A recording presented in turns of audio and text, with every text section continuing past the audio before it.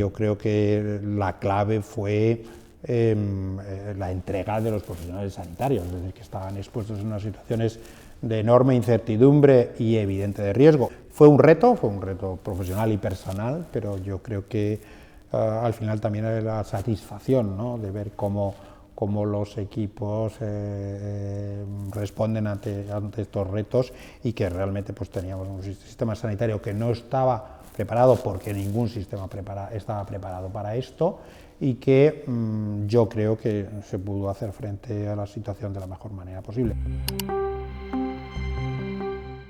La salud mental antes de la pandemia en España pues era como en el resto de los países de nuestro entorno, ¿no?, donde las enfermedades mentales suponían pues un quinto de la carga de enfermedad vinculada con discapacidad en la población general. Estábamos asistiendo en los últimos años a un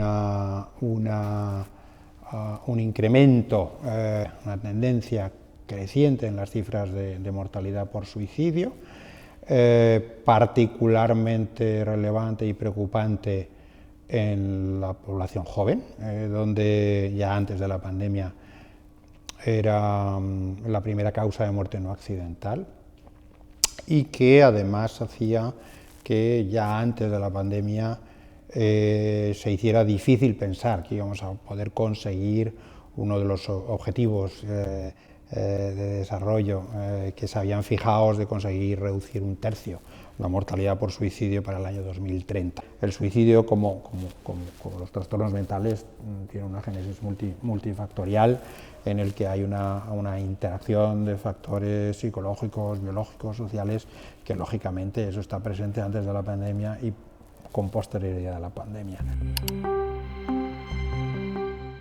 Llega la pandemia y pues el sistema sanitario no estaba preparado y por supuesto, y dentro del sistema sanitario está el sistema de salud mental, es decir, que era muy difícil, aunque habíamos sido conocedores, había experiencias, habíamos leído cosas de situaciones pandémicas en el ámbito asiático, pero eso nos pillaba de otros años y los efectos que eso tenía, pues nos pillaba bastante lejano, ¿no? En el día a día no estábamos preparados ni en lo más básico como puede ser los sistemas de protección, ni en cómo reorganizar las cosas.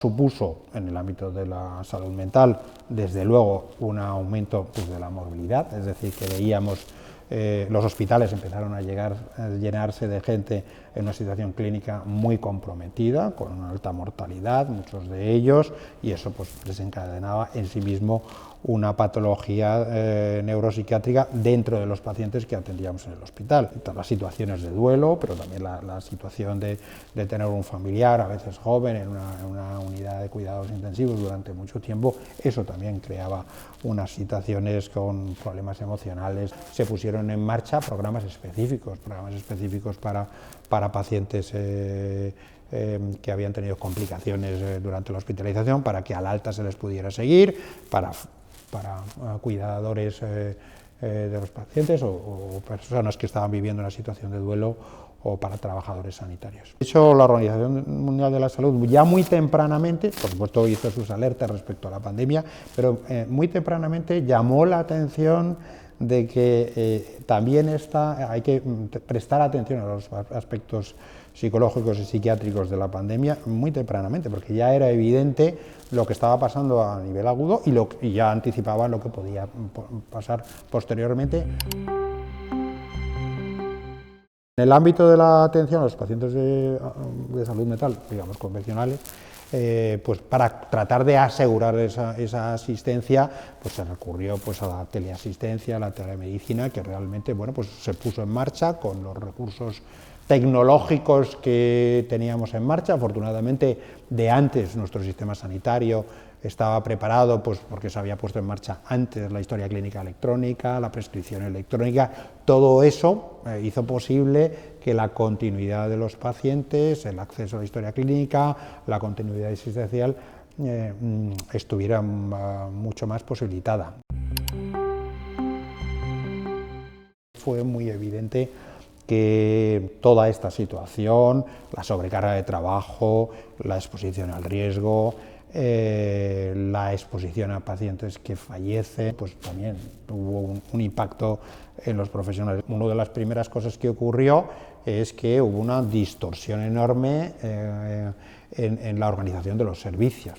Desde el momento en que, por un lado, hay una restricción a la movilidad, lógicamente pues la movilidad de los pacientes se ve afectada.